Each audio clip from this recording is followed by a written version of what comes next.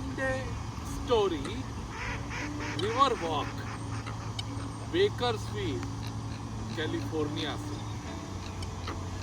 आज की कहानी कबीर की कहानी।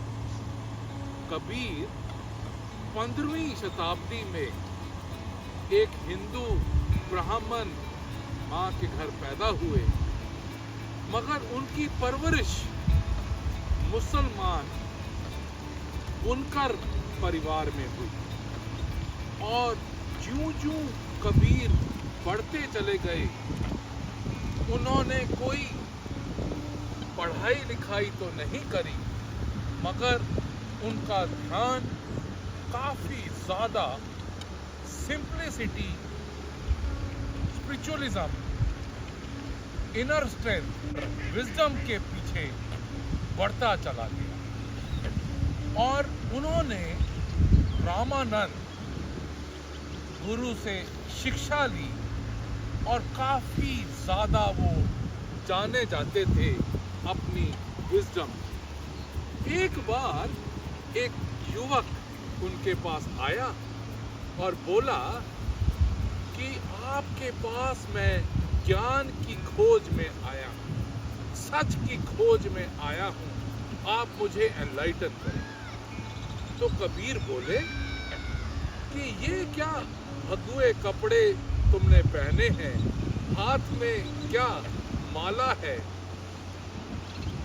तो युवक बोला कि मैं सच की राह पे निकल चुका हूं, स्पिरिचुअलिज्म की डेडिकेशन और डिवोशन है, इसलिए मैंने ये बाहर के भगवे कपड़े और माला पहन रखे।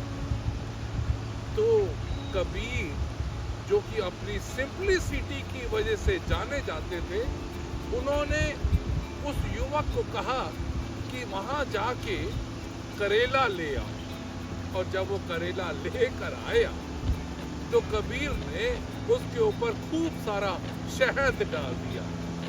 और जब शहद डाला और युवक से पूछा, अब इसको चखो और मुझे बताओ कि ये कैसा टेस्ट है। तो युवक बोला कि ये तो वैसा ही कड़वे का कड़वा ही है।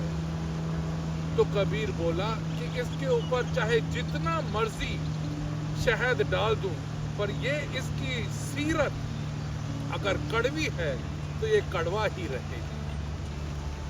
वो युवक हैरानी से देखता रहा और उस समय ये बोला कबीर ने कि माला तो कर में फिरे, जीभ फिरे मुख माही, मनुआ तो चाहो दिशा फिरे, यह तो सिमरन नाही।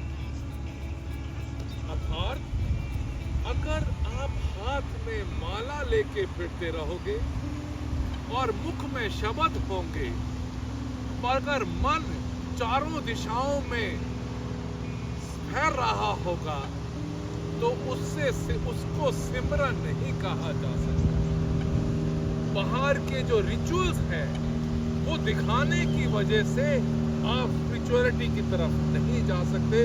आपको अपने आप को अंदर ले जाना पड़ेगा। अंदर की जो खटास है, जो ईगो है, जो प्राइड है, उसको छोड़ना होगा और जो अंदर प्यार, लव, कंपैशन, ह्यूमिलिटी, उसको जागृत करना होगा।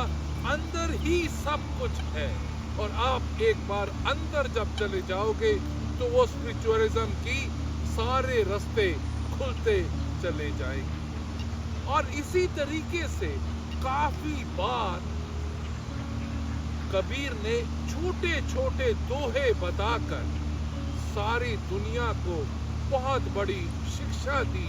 और आज अभी भी, चाहे वो मुस्लिम धर्म हो, चाहे हिंदू धर्म हो, या ईसाई धर्म हो, या कोई भी ज्यूइश का धर्म हो, सभी में कबीर को एक सूफी संत के नाम से जाना जाता है। Go within yourself rather than search outside. Thank you very much. God bless you. Have a nice Sunday.